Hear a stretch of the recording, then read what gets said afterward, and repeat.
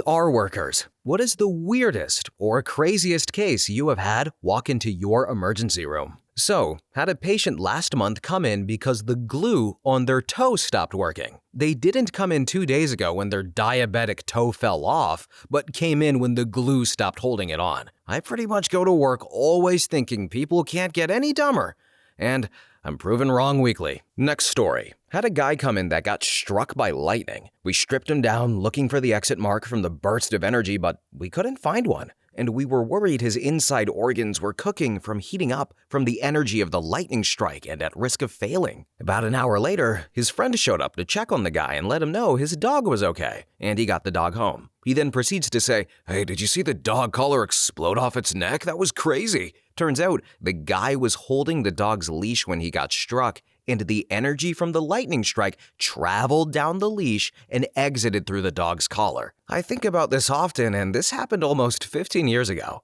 There's so many wild and unpredictable cases that come in, but this one has always stood out to me. Next story. Was waiting to pick up a friend after a surgery, and a lady pulled up covered in blood, like pouring off of her face and arms. She goes running inside. A second lady pulls up, also covered in blood, and goes inside. A couple of minutes later, a third lady covered in blood walks up, sees the two cars sitting there, tosses her machete into the bushes, and walks inside. At that point, I went and spoke to security, and they got the machete and separated the three ladies. Turns out the first lady had been sleeping with the third lady's son. The second lady was married to the first one, and she was the third lady's sister. And they'd all gotten into a knife fight because the son had posted pictures of him kissing his aunt-in-law to Snapchat accidentally. Next story. Had a guy, maybe around 20 to 22 years old, come in and had the wire of a pair of old-school wired Apple earphones stuck up his Johnson, all the way to where the single wire split off into two wires. So maybe 1 to 2 feet of wire up there. Claimed he passed out at a friend's party and his friends did it to him. Had to x-ray to see what all was going on. The wire made it all the way to his bladder. What happens when you had those headphones in your pocket? Yeah, something happened in his bladder, so it couldn't just be pulled out. Had to have it surgically removed. Then also had a woman somehow make it past check-in, past triage to the emergency bay, and when a doctor asked what was going on, she said she sneezed and popped her stitches and showed us her hands. She was holding like 2 feet of intestines in her hands. She had a C-section and popped the stitches and it came spilling out. I still don't know how she made it all the way back there. Next story. I spent 18 hours in the emergency room next to a woman handcuffed to the bed and 2 officers trying to explain she cannot leave. From what I gathered, she partied it up at Applebee's, drove home, wrecked her car, broke both of her legs, and was well above the legal limit. She didn't understand where she was or why she couldn't go home. The police explained repeatedly that she was in a bad accident. The car was totaled, she was under arrest, and they wanted to know who her passenger was in the car for the passenger's safety. They could tell there was a passenger because the blood splatter patterns indicated someone else was in the car and badly injured. Then, hours later, the pain relievers wore off, and she started to feel the broken legs. So in addition to being completely unaware of where she was screaming in pain. That's what it's like on an average night in a level 1 ER trauma center. Next story. I walked in to help my colleague with a level 1 trauma. The lady was hacked to death by a machete. She was still alive when she came in, but succumbed shortly afterwards. Colleague was white as a sheet and swaying. I looked at the lady's face that was hanging off of her skull, with the lady swinging her arms around with hacked-off fingers. I swiftly departed before I made a biological mess on the floor. Had a bit of a cry. The ex had been waiting for several days for her to come out. Next story. My brother had a woman arrive into the ER who had a cucumber shoved so hard up her bottom that it had broken the wall of her lower intestine and vanished into her abdominal cavity. She was adamant that it was consensual and she was enjoying it up until her partner slipped. She later admitted that it was their first Tinder date and she'd only met the bloke an hour previously. Alright, so I just want to say, what type of British European riz does this man have that within an hour of meeting, he's shoving things inside of a woman that isn't attached to his body? Is it his hair, the sunglasses? Is his accent just in voice that sexy? I don't know.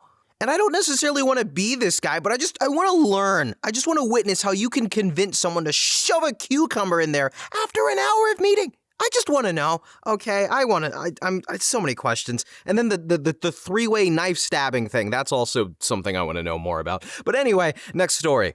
So, girl came in with a busted up face. We thought she was beat or involved in a serious car accident. Nope, she was tending to the family cattle and got headbutt by a freaking cow. It isn't the craziest thing we've seen, but it was pretty random and gave all of us a good chuckle. We were laughing with her and she was making some hilarious jokes about it. Next story. I was booking in one of my patients at reception in the early 2000s. I could smell smoke and burnt meat for a few minutes before a man walked in looking like an extra from The Walking Dead. He mumbled to the receptionist that he needed to see a doctor, and it took me a second or so to get up and grab a stretcher for him and take him into Resus. The doctor in Resus was royally pissed with me for not pre-alerting the department. The patient had been burning rubbish in his garden and had managed to burn more of himself than the rubbish. Full thickness burns all over his body and in no real pain whatsoever. Needless to say, he died. Next story. ER doctor here. The worst cases I see are the patients who only come to the ED for their care due to a lack of insurance and other social supports. Appropriate preventative care would limit many of the severe presentations we see. People can't afford their medications, healthy food, and don't have transportation to get to primary care appointments. They don't have sick time for minimum wage jobs, so they put off being seen for something treatable, and then come into the ED at 2 a.m. because it's the only time they can actually get healthcare. That diabetic food infection could have been treated in a clinic. Now it's so bad it needs amputation. The CHF, hypertension, diabetes could have been managed well with medication and diet changes at home, but patients can't afford their meds, so they don't take or stretch out those doses and then end up in the ED with an acute exacerbation. This is the worst part of emergency medicine, seeing how our society fails basic health care for so many people. Next story. Foreign objects. Flashlights and shot glasses being common, put where the sun doesn't shine. But apparently mag lights work every semester in school, at least weekly at the hospital I was working at. And the waddle they did was a giveaway. I have redacted points of 5 or 6 goodies. Then, also, a guy whose wedding ring came off in the hee-haw of a woman who he wasn't married to. Guys, if you're going to cheat, take the jewelry off. Next story. I was with a family member, they're fine now, but they were down the hall and some poor lady was just screaming and screaming in pain. In the end, we asked the nurse what was wrong with her, and she said, "Nothing, she's irregular and it's a small cut on her finger." People who work in the ER are a special breed to put up with all of the craziness. Next story. Not an ER nurse, but I had a chest pain scare just a few days ago. I was sat in a staging room with an IV in my hand, separated by a curtain from a man being triaged. The nurse asked him, "What are you here for?" And he goes, "Well, a while back, me and my girl were getting a little wild, and she put a vibrating toy up my butt and it got stuck. It didn't come out, but then I got sent to jail for the last 7 years. So it's been stuck there for 7 years. I just got it out. It didn't come out. I'm sure it's like corroded by now, and I just wanted to get it out because if it corrodes, it might kill me, but let me make this clear. Y'all gotta know, I'm not gay." And it took everything in me not to lose my mind laughing. Next story. The saddest, a woman gets brought in intoxicated after being SA'd. Earlier in the night, she got into a fight with her boyfriend at a bar and he was arrested for assault. The police are nice enough to drive her home, and the police find her 2 children being watched by her intoxicated parents. CPS are called, and the kids were taken away. Afterwards, she wanders down the street and starts banging on doors at a motel. Police are called for the disturbance and find her naked in some guy's room where she may have been SA'd. She is passed out asleep for the last 6 hours of my shift, but we ran basic tests while she was asleep. She wakes up and doesn't remember any of the events from the night before. I give her the story I was told by the police and the ambulance crew that brought her in. She just stares at me blankly while I tell her, and I ask her if she knew she was pregnant. She did not. The police have taken her clothes as evidence for the SA as well. I pass on the report to the next nurse taking over for her care. As I'm walking out of the hospital after a long shift, I see her standing in the lobby, yelling at someone on the phone to come pick her up. She's barefoot and naked except for her hospital gown. I guess she decided to leave, and the next shift just let her go, as we would have given her some sweatpants or sweatshirts and socks before she left. I wondered if this was even close to the worst night of her life, though. Next story. A pair of young boys came into the ER. Both were on the same two-wheeler. One was badly injured, and the other got lucky with just a scrape on the knee. The moment they walked in, I knew they were in trouble. Both were pretty drunk, so I thought maybe it's that. We were tending to the badly injured guy first, but his friend starts complaining no one was looking at him. But the nurse had already cleaned his wound and bandaged him up. Then, after a few minutes, another whole gang of boys, we probably assumed their friends, walked in to meet their injured friends. Then they started creating a ruckus that no one is looking at the scraped knee fellow. We could see all of them were drunk, called security and kicked him out. The guy got referred to a level 1 trauma center after stabilizing him. A couple of days later, police came in asking for them. Coincidentally, I was on morning shift that day. They came and asked questions, but I didn't recollect anything particularly suspicious because they were asked for the whole week in the start. Then they told me the date, and then it clicked to me. I remembered those guys' faces and names and the date too because all of their friends were being an ass to me and my supporting staff. So I positively identified them from the photo, gave their names and phone number too because it's in hospital records. Turns out they were a gang of thieves partying after successfully robbing people of their bikes and phones, etc. The police told us it was an easy case because of confirmation. If they were nice, nobody would remember them because we get a lot of trauma cases. Next story. There was a shootout in the parking lot outside of our ER. One of the victims came in running and screaming, "Am I gonna make it? Am I gonna make it?" with a .22 sticking out of his forehead. Apparently, it went through glass and slowed the bullet down enough. I told him, "Well, you're walking and talking, so that's a start." The shootout was gang-related, apparently, and when one of them got shot, they all got in their cars and proceeded to shoot at each other all the way to the ER. Multiple victims, but he walked in. Alright, so I'm only looking at things here from a comedic perspective, but the fact that this guy got shot, everybody hopped in their cars, ran to the hospital, and then kept shooting at each other is incredibly hilarious to me. Like some GTA stuff. They're just doing it for the love of the game at that point. They're already going to the hospital, so why stop? You know, if you get shot again, you're already going there. I should join a gang myself. That'll be pretty fun. Anyway, next story. So, I was working night shift and a patient came in full lower leg splints, unable to walk. I received him in our fast track area, like an urgent care wing of the ER. Like, he was covered from waist to ankles in cohesive bandage and splinting material underneath. I found out the day before they had left AMA from the ortho unit. But turns out I was working the night they came in 3 weeks prior. Person had jumped off a freeway overpass onto train tracks, basically fracturing every long bone in the lower extremities. Then, upon doing a chart review during his new arrival, there were notes every day of him being a jerk to inpatient staff, and he decided he wanted to leave AMA. Our discharge planners had pulled through and set him up for placement to get physical rehab, but nope, he wanted to go stay with a buddy. That plan fell through though, so brought himself to the ER the next day. I came back the next night and asked my coworker how he had been. Coworker told me our discharge planners worked their magic and got him reaccepted to the rehab facility, but he chose to leave AMA again. So really quick, for those of you who don't know what AMA means in medical terms, because I have never heard it before, having done several of these videos, it means against medical advice. So they did something against medical advice. Again, never heard of it, or at least I don't remember hearing it before, so now you know if you didn't already. But anyway, next story. So, had a PT via EMT transport, drank a lot of tequila, and fell asleep in the shower. Hot water ran about 5 minutes in, and PT stayed under the spray of cold water for hours. His skin just sloshed off from his ear to his hip.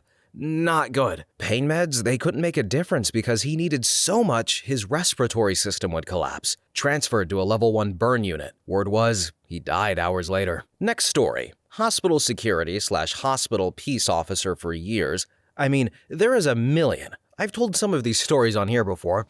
Had a guy come in with a gash on his neck claiming he accidentally nicked himself. You could see straight into his neck. Turned out his girlfriend slashed him with a broken beer bottle. Then had a guy come in claiming some people tried to cut through the middle of his foot. Like top down right in the middle. Had to hold him down while nurses gave him pain drugs. Allegedly gang-related, but I never got a follow-up. Then had a woman run up to our security desk with her hands bound together, claiming she had just escaped from someone's trunk. Had someone come in complaining of bad flu symptoms. Sat down while his wife went to park the car, keeled over within 2 minutes of being there. Team ran out and started compressions until nurses came out and some paramedics from the ambulance bay helped get him in the back. By the time his wife returned from parking the car, he was dead. Then overnight ER is the only registration open, so pregnant woman in labor comes into ER to register. Her husband is talking to the registration staff and she walks around the corner to the washrooms.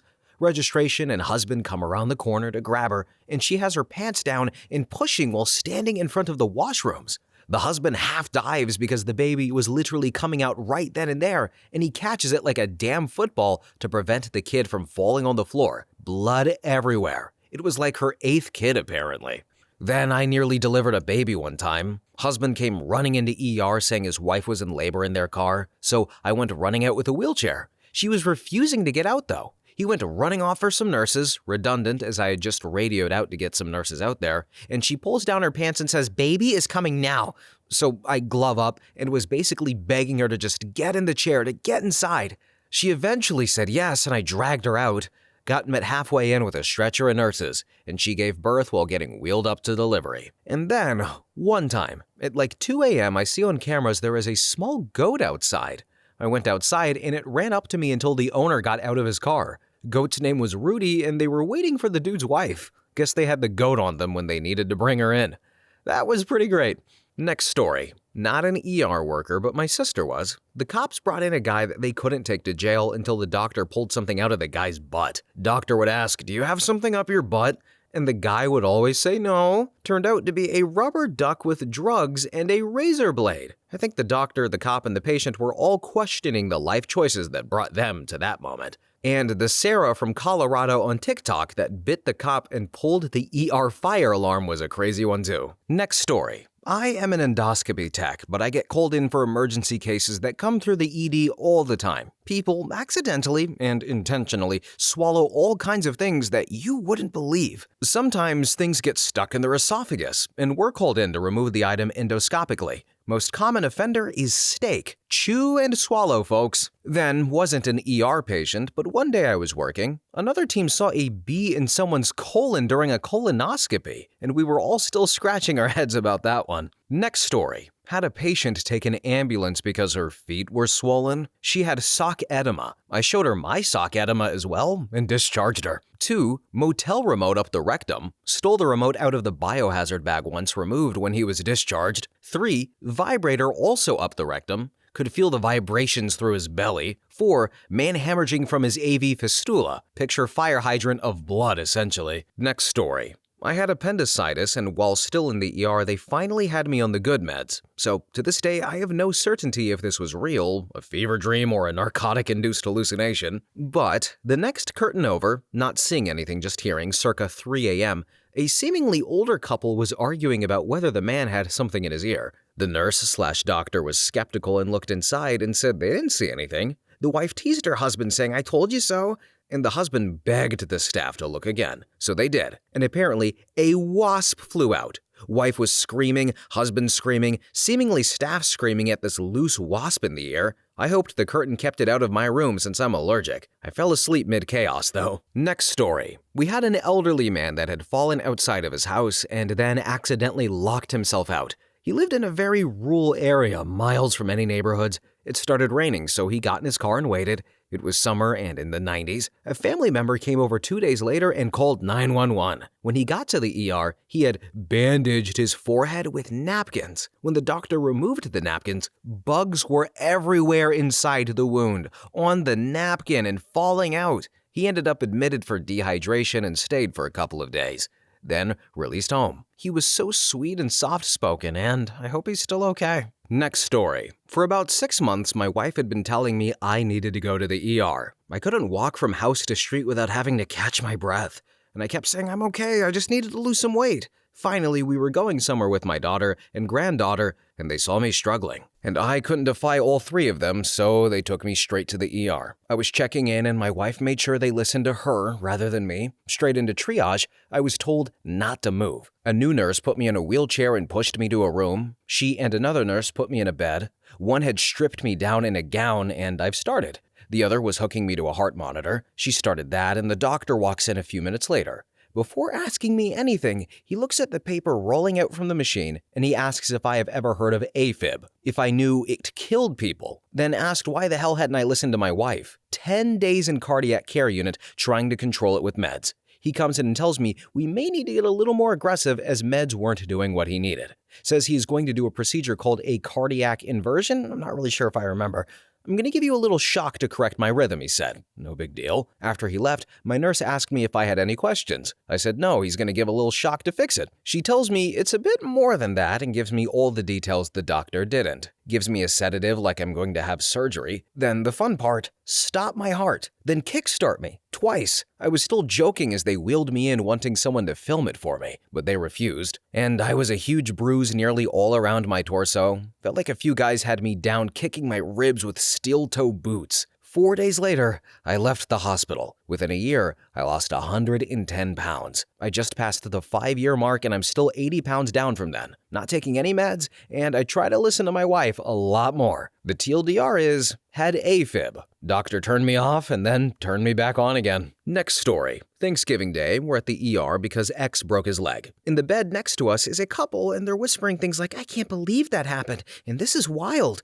Doctor comes in and tells them after looking at images, sure enough, the man has a BB stuck behind his eyeball. Removing it would cause more damage given the location. Best case scenario, his body will just calcify it. Told him to go see a specialist, but for right now he was fine with no damage to his eye. Next story. I have a regular from prison who is in the habit of sticking things up his urethra for sexual pleasure. Being in prison, this makes appropriate items limited and requires him to be a bit creative. So far, I've seen him with all the teeth of a comb, all cutlery, 2 rubber pens, 1 regular pencil, wire he pulled from the ceiling or wall, paper, and a syringe stolen from the hospital all shoved up in there. Next story. My dad told me a story that while he was in residency in Brooklyn Hospital ER, a woman came in with one breast cut almost completely off of her body. The whole time he's stitching her up and she's saying, "I'm gonna go to that B word that did this to me. She's gonna pay." Once stitched up, she checks herself out, and not an hour later, another woman comes in with her breast almost completely cut off. Our dinner table conversations were wild. Next story. Guy stuck a knife up his rectum hilt first. It would not come out, so he called EMS.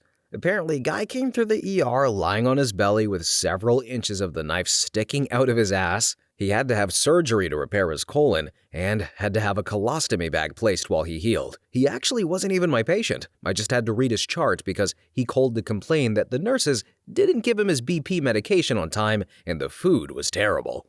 Next story. Husband and wife run into the ER together. Man is holding something small covered in a bloody-looking blanket in his arms. The wife is hysterical while the husband looks blank and confused. She screams that they need help with their son. She starts explaining that there was a 4-wheeler accident and their son was thrown off of it. Nurse grabs a gurney and they have the father lay the blanket on it and they take it off. And just as they pull the blanket away, the wife pulls something out from under her arm that had not been noticed before, also wrapped in a blanket that's bloody. She plops it on the gurney and it's the son's head, severed from his body, but the eyes and jaw are still moving slightly. She screams that he is still alive and demands that the doctors and nurses fix him. I do not work in a hospital, but was a witness to this event. The woman couldn't understand that there was nothing they could do for her son. The boy was about 7 or 8 years old. It was so shocking and sad. The man was literally in shock, of course, and just didn't have any real reaction to what was happening. Next story. Not in the ER, but on an ambulance. After dropping a patient off, we were asked by the nurses if we could help transfer a bariatric patient to a correct size bed before we left. So,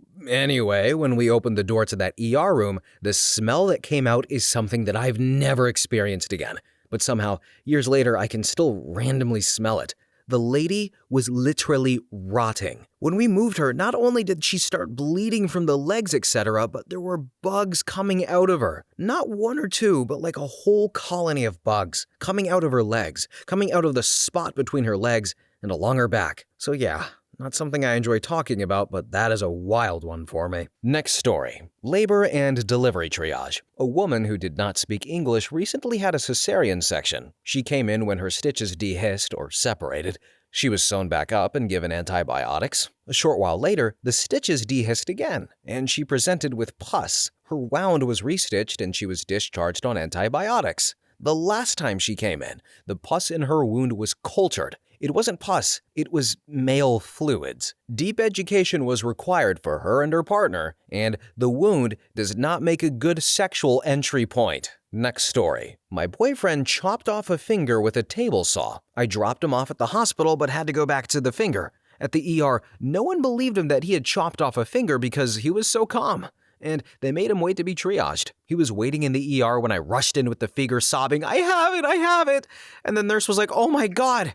And we got sent to the back. So maybe there's a part I'm missing here, but nobody believed him that he chopped off a finger because he was calm? Okay, you can be calm, but you could just look at his hand. It's probably bleeding. I feel like there's a part here I'm just missing, but from the information given, y'all can just look. It's right there. That's all I'm saying. Anyway, next story. This was related to me by a woman who was a nurse at a UCLA hospital back in the mid-80s. Saturday morning, a woman comes into the emergency room with this huge gash in her forehead. She explained that she had been at a party and was sitting on her boyfriend's shoulders when he walked through a too-low door. Weird, but okay. Then, late the next morning, about the time when somebody would have stumbled out of bed after a wild night partying, a guy is brought into the emergency room by two of his friends. His back is in spasm and he's unable to walk.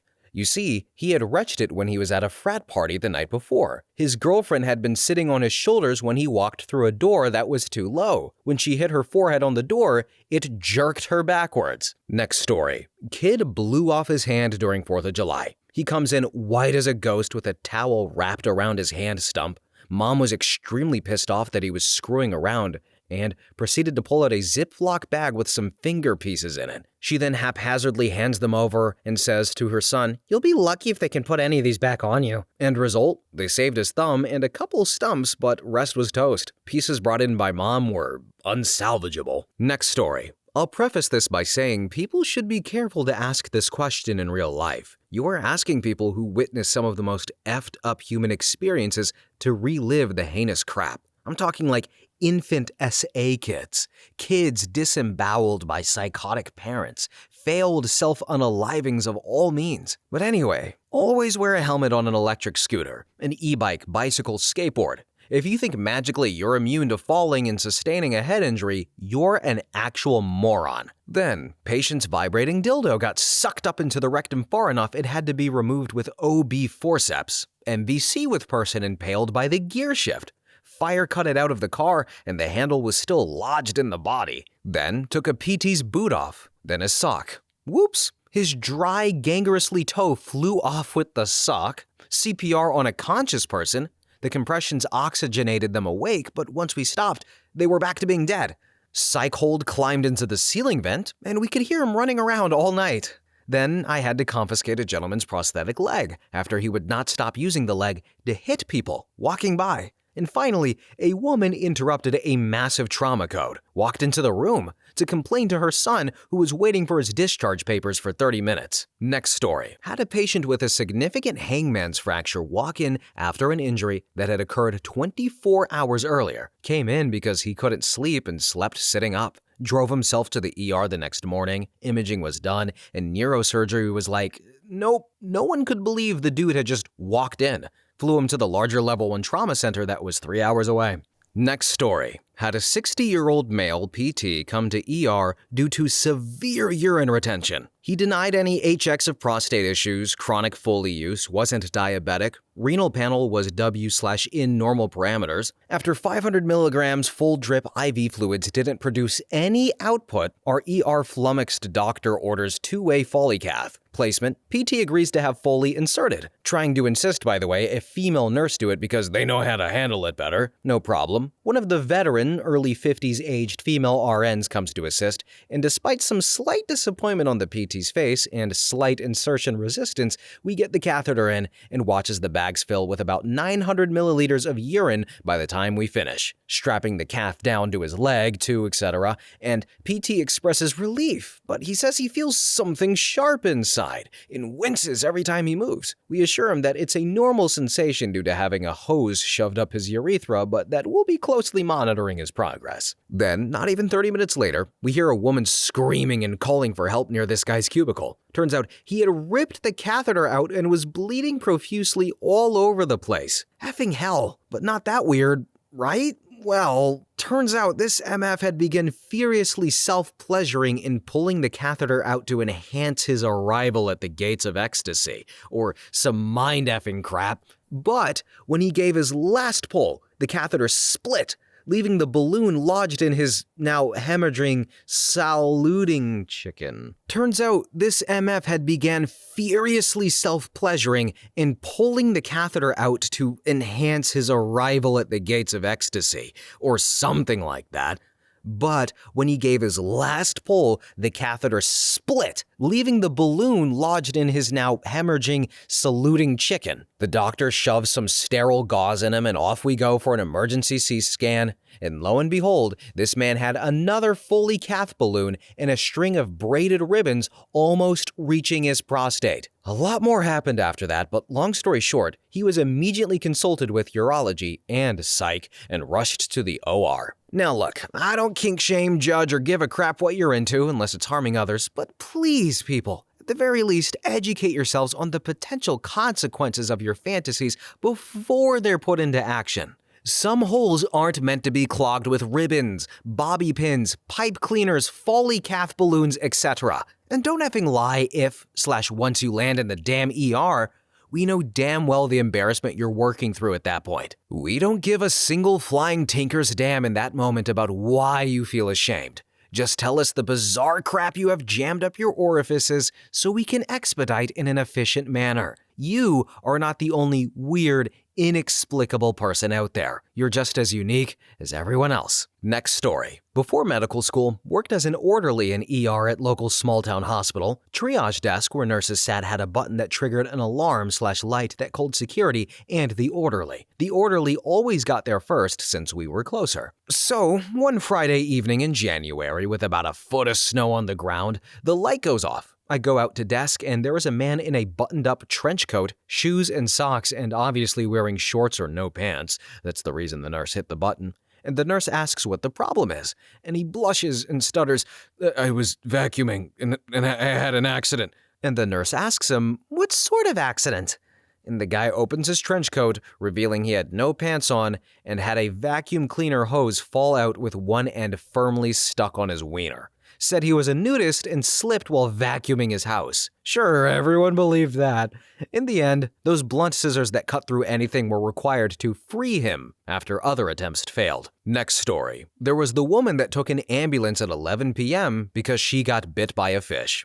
There was the man that loudly exclaimed that he wanted to test for AIDS in a packed waiting room. He had no symptoms, simply explained, "I did someone and I'm pretty sure they had it." Then there was the man that came in for a stomach ache and stated, "My friend gave me some cheese that I think was moldy, but I couldn't tell because I ate it in my room with the lights off." There's just so many odd cases. I kinda miss it. Next story. I have changed some details about this so as not to reveal too much information that could identify the patients. I had a patient who was an elderly woman who fell and broke her hip after getting out of the shower. She lived with and cared for her husband, who had severe dementia. Due to her broken hip, she was unable to stand up or reach the phone to call for help. We don't really know how long she laid there. Her husband was eventually found wandering around in traffic, severely dehydrated, and wearing soiled clothing. He was brought to the ER by police, but due to his condition and dementia, he wasn't able to alert anyone about his wife. He didn't have any ID on him and was so incoherent that he couldn't tell us his name. I ended my shift and went home knowing nothing of his story. Then, during the day shift, he became lucid enough to give us his name and his date of birth. Social work was able to reach one of his daughters and a welfare check was called for his wife. I was just starting my next shift when they brought her in, and I was assigned as her nurse. The condition this poor woman was in broke my heart and was unlike anything I had ever seen. Somehow, she was still alive, but basically her body had already started decomposing. The bath mat and towel were basically melded to her open, rotting flesh.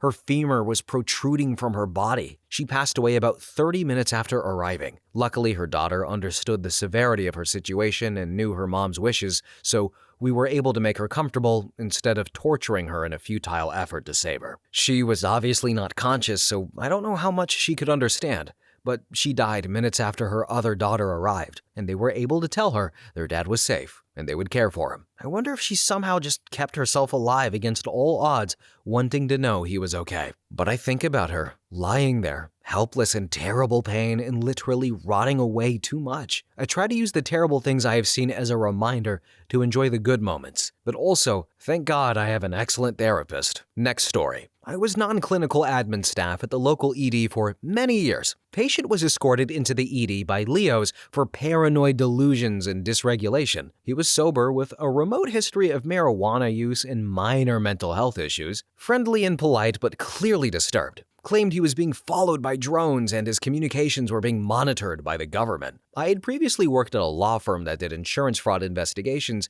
and between the lines of his dysregulation, some of the dots started to sound familiar to me. And turns out, he was right. He was being followed, and his comms were being monitored. Once I figured it out, took about 2 minutes for security to clock the investigator in the waiting room and politely tell him to get lost. To be fair, he had all the mechanics and details wrong, but he was absolutely right to be paranoid. Next story. Not an ER worker, but I was waiting to check in at the ER a few years back and overheard a really unfortunate story. It was a teen girl with her boyfriend. Apparently, they were waiting to do the deed for the first time and they thought they needed to pop her cherry first. I don't exactly remember how, but somehow they shoved a sewing needle up there and surprise, it got stuck. She was acting completely normal though, so I'm hoping she walked out of there with no damage and a better education on how sex works. Next story. Local PD brought in a drunk driver after an accident. The patient was still blitzed and was handcuffed to a stretcher since he was under arrest.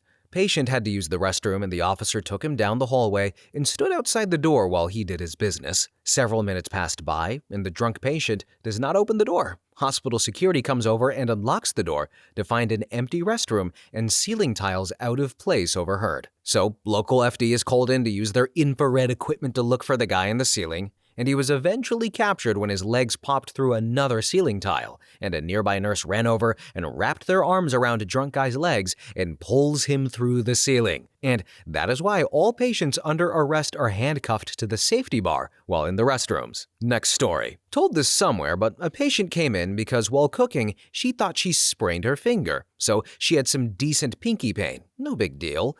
Meanwhile, a new tech was training and they just got taught how to do 12-lead EKGs, which detect heart rhythm issues and whatnot. And typically, these get done on people with chest pain or rhythm issues. But new and not knowing any better, they thought every patient was supposed to get one. So they wind up doing one on this lady with pinky pain, and lo and behold, she's actually having a massive heart attack. She got rushed back to the procedure room where it was found one of the 3 major arteries feeding the heart was 100% blocked and got it open. Shortly thereafter, she said, "Oh, my finger feels so much better now." Moral of the story here to save a life. Signs of a heart attack are typically sudden crushing chest pain that people describe as an elephant sitting on their chest, with radiation to the left arm and jaw. For men, that's typically the norm. For women, they can have a range of symptoms for those typical symptoms, to shortness of breath and heartburn as well. Diabetics, they may have almost no symptoms at all. And occasionally, there are total outliers like this patient who had insanely odd symptoms. If that tech didn't mess up, the heart attack may not have been found until it was too late. Someone with any kind of history of heart disease or with a strong family history of heart disease should be wary of any of these signs and get themselves checked out. Seconds matter in the case of heart attack and stroke, so if you suspect either, call 911. Next story. I was only a rent-a-cop, but I saw some things. The one that really stands out is a dude was rushed into the ER and brought into the trauma room for reasons I can't remember. The staff had called me because he was very agitated and was arguing with the nurses and doctor about literally everything. Try to administer meds. He'd start arguing and deny them. Try to draw blood and he puts up a fight. The doctor had finally had enough and said something along the lines of, "You have a history of pulmonary embolisms. You know what we're doing and we have to do it quickly or you will die." And he reluctantly agreed and let them all do their thing. Then I went about my day, and maybe an hour later I get called to bring the morgue cart to the ER. I was confused because I hadn't heard any traumas or codes being called. I brought the cart up, and it was for the dude who had just been arguing with the people trying to save his life. He basically unalived himself by arguing with them. The only reason it stayed with me because barely an hour before, the dude was full of spunk ready to throw hands with the lab tech for trying to draw his blood. And now he's dead. Next story. So, this one is 100% true. Work security for the ER. A homeless guy drove himself in with a dildo shoved so far up his ass it got stuck and needed to be professionally removed. Said homeless guy had a dog in his car that he let out to roam the parking lots. Dog was dirty and aggressive and undisciplined, so it was running around the building chasing people. Then we get called to deal with it, and we wheel him out to put his dog away in his truck. Eventually, he gets discharged and he leaves, only to come back claiming he had left his phone and wallet. However, the room had already been cleaned, and we don't allow people who aren't patients or visitors back on policy. Also, at this time, a huge wreck had just happened, and multiple injured people were coming in by ambulance with their families in tow. So we basically tell the guy we will keep an eye out for his stuff, but he needs to get lost like right now. He throws a fit and proceeds to linger around outside. Then, a sheriff's deputy that we all know drives up to come say hi to us, and that is what makes the guy decide to leave for good. The real twist to this story, though, he never had a wallet or phone go missing. It was an excuse to go get his dildo back. One of the nurses found it, and we threw it in the trash. Next story. Some are from my own experience as an ER nurse, some are from colleagues. There was the 18-inch coffee table leg all the way inside, removed without a speck of red stuff. There was also a pool noodle, same incident as above. There was kitten in a vajayjay, allegedly not expired when inserted, but was caught long after that. There's endless meth-related shenanigans. Eye injuries to unrelated 40-plus-year-old patients after they leaned over and stared at M80 fireworks mortars that did not ignite after being lit. 19-year-old who was drunk AF, who hopped a wall and fell 12 feet because it was a retaining wall and broke both forearms. They and their friends thought it was hilarious until they sobered up a bit and realized the flatmates would have to hold and wipe the bottom area for their roommate. Then there was somebody who was stabbed around 10 times to the torso, but got mad at long wait, so left AMA, or against medical advice. Adjacent info, this person also had multiple long-healed small round scars to torso. Then there's the fascinating condition of waxy rigidity and catatonia. Machete lodged in skull. Person awake and had no brain damage, is all brain tissue unaffected. Ditto for an archery arrow. There's a back full of asphalt/tarmac after a lorry skidded on its side and the driver's back was pressed out the window. There was the coin in the windpipe of a kid acting like a positional valve. Could breathe fine when upright, but when they lay down, the coin swung into the closed position. Had somebody with glass in their ass. That person had tried to remove it with a claw hammer. That went as well as you would expect. There was the dog bite to the ass cheek after a person ran into a stranger's home and attempted to hide in their attic. The dog had a good jump and grabbed ass. Running person would not come down. Allegedly, neither would the dog. And generally, how some folks survive unsurvivable trauma, but others don't survive seemingly nothing impacts. Next story. Only a med student, but just got off my ER rotation. Tragically, I didn't meet the patient myself. This was just before I got on shift. Warning though, this is going to be real gross about eyeballs. Guy gets hit in the face with a board that has a bunch of staples in it. Staple gets in his eye. Comes to the ER on day 4 of having a staple in his eye. When ophthalmologist comes in and gets the eye open, the pressure causes the eye to explode off his lens. I saw the picture. I thought a tooth had lodged itself in the eye from a car accident or something. The residents had to tell me what it was. I later learned that his urine drug screen came back positive for cocaine, which explains a lot. Next story. My own story. I was about 3 or 4 years old. Parents were at work. My granny was visiting us in South Africa from the UK, and she went shopping, so I was left with our maid. This was the late 80s. From what my dad told me, I found one of those disposable plastic picnic knives and got intrigued and put it in my eye. The doctor said because of my reaction, the knife went upwards into my eyelid rather than directly into my eye. Next story. Scribe here. Perhaps not super crazy as others, but saw a guy in his mid-20s recently who was brought in via EMS with police for medical clearance. The dude has visited our ED multiple times to get his chronic bilateral shin wounds dressed and leave our ED. But he would not allow any other staff to perform any workups and just yells to be discharged or goes AMA. This time, though, the visit is different. Police found him on a sidewalk where they noticed swelling around his eyes and blood from his legs. They thought someone beat him up, which is why they called an ambulance. They didn't notice the blood was actually from his leg wounds in the ED. He was also pale too. A designated crisis responder was also at bedside for possible ITA hold. So, the doctor I was with was able to convince him for a lab workup and an IV placement. Labs were drawn and IV got placed. However, the patient started yelling to be discharged after 1 hour his workup was started. Increasingly yelling at his nurse as well, DCR got psychiatry consulted, and they came into our ED. By the way, psychiatry never comes to the ED, or we never consult with them for whatever reason. When the ED doctor, psychiatrist, and DCR were all talking, Lab called the ED doctor and they told him, "Hey, your patient has a very low hemoglobin count. It's 2.6. Well, crap. That means DCR could not detain him to send him to a psychiatric facility, and our psychiatric unit could not take him because he was not stable enough. And let me remind you that this guy wanted to leave immediately, despite his emergent condition. DCR got a hold of their boss and they told us that the ethics committee, psychiatrist, and ED doctor needed to get together. Doc and psychiatrist get on an online call with the ethics committee. They've all agreed that the patient does not have the capacity to make an informed decision. Some time goes by. 2 family relatives finally showed up. We updated them on the situation. The doctor, family, and I went into the room. The doc goes in and says, "Hey man, you're like really ill and you need a blood transfusion because your hemoglobin is super low. We're gonna help you out, dude." But this guy just kept refusing any further care. He refused to verbalize the risks of leaving AMA.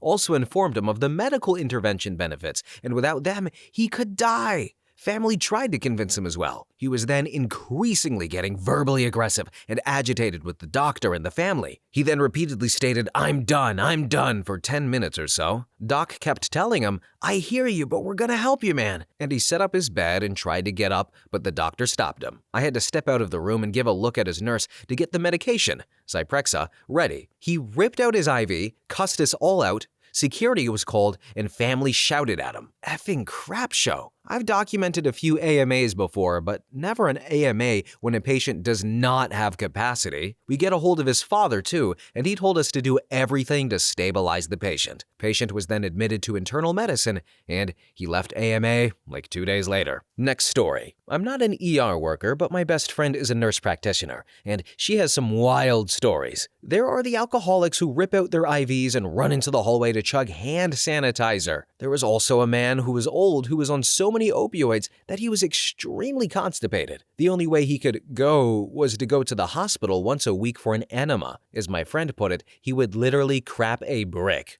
Then, my own personal story. I went to the ER because I thought I was having a heart attack. It was a panic attack and dehydration. And this was right after the COVID shutdown, and the hospital was overflowing. They set up beds in the lobby with dividers for triage, and I was in a bed where I could see the front doors. Mind you, it's the middle of the afternoon on a weekday, so I was not expecting what happened next here. Like, I totally expected the drug seeker across from me and the old guy passed out in the corner, but then this young guy bursts through the door screaming at the top of his lungs about how he hasn't slept in 5 days. That's the part I could make out, at least in between the banshees screeching. They tried to take him back and help him, but he was violent and irrational. The cops ended up getting involved, and I don't know if it was drugs or insomnia, but sleep deprivation is crazy. Next story. Not an ER worker. I brought my son to the ER because he'd clearly broken at the very least his toe, if not his whole foot. He refused to tell anyone how he hurt it though. Nurse is like, "There is nothing I haven't heard or seen. Just want to help." And the kid says, "Oh yeah? What's the craziest way someone has broken a bone?" Nurse says, "Recently someone was beaten with a frozen fish." Next story. Not a doctor, but as a young, inexperienced intern, I was tasked with bringing a group of high school students to the hospital to learn about careers in STEM. In the ER, and the students are talking to some doctors when they get the call a patient is getting med-flighted in. Apparently, they were in the country playing chicken with a friend on the train tracks and he won? The train took his foot off.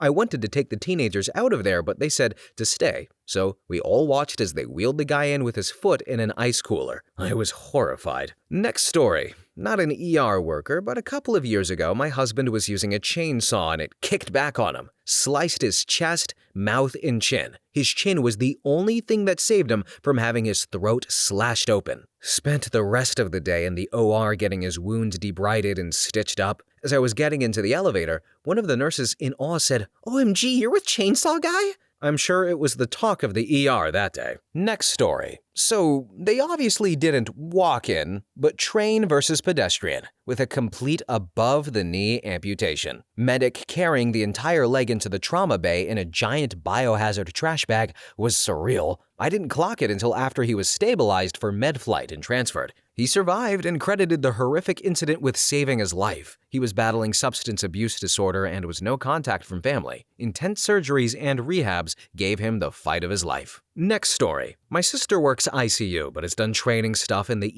ED, ER. First story is from her training as a still at university nurse in training. So, regional rural area, night shift, car accident at speed.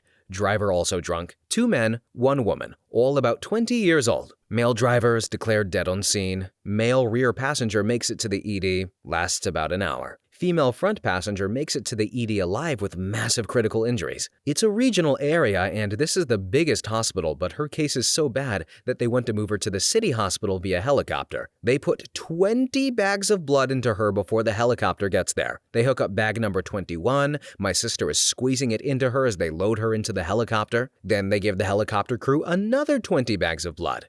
They use them and all of them. And we know this because the helicopter doctor is the parent of one of my mom's students. Small world. So they get her to the major city hospital, then they manage to stabilize her. Well, stabilization includes taking her hand off above the wrist because it's bleeding and they can't find the vessel, and if they don't stop it, she's going to die. She also loses like half of her liver, more than 60% of her large and small intestine, her spleen, and possible other internal organs. Head injuries unknown, and she's been unconscious since the crash. People don't get into cars with drunk drivers. Then, story 2 is from a friend of my dad's. She's the intake desk nurse at my rural town's ED. I live in a farming cropping area. So anyway, young man, 20s comes in. He's in a wheelchair with an esky/cooler in his lap, rolls up to the intake desk, puts the cooler on the desk in front of the nurse and says, "Take a look at that." It's his foot, still in its boot. So the story goes, he's working cattle and they're loading onto the cattle truck. He's standing on the top of the truck to move the cows in and slips. Cattle truck has slat-type walls and it's about a 3-meter drop to the ground. So he's on the ground, looking up, and his foot plus boot is still in the slat at the top of the truck. It's broken clean across the lower 1/3 of the tibia and fibula. I've seen the x-ray. So they tourniquet, they finish loading the cattle, obviously. Then his mates drive him in and drop him off at the ED, pop him in a wheelchair at the door, and he rolls himself in cool as a cucumber. And I can confirm they reattached the foot. Apparently we've got some super good vascular surgeon who works here on rotation. And the foot is usable. He probably won't be an award-winning dancer or anything, but now he is back walking and will likely drive, ride a horse, go back to work with a mild or moderate limp. Well, everybody, this has been a wild one, as are all of the medical story videos that we do, and it's been a long one, so if you've stuck to the end, thank you so much, and you're a trooper because some of these stories, oh my god. But anyway, hopefully you enjoyed the video. Thank you guys all so much for watching, commenting, have a really good one, and bye-bye!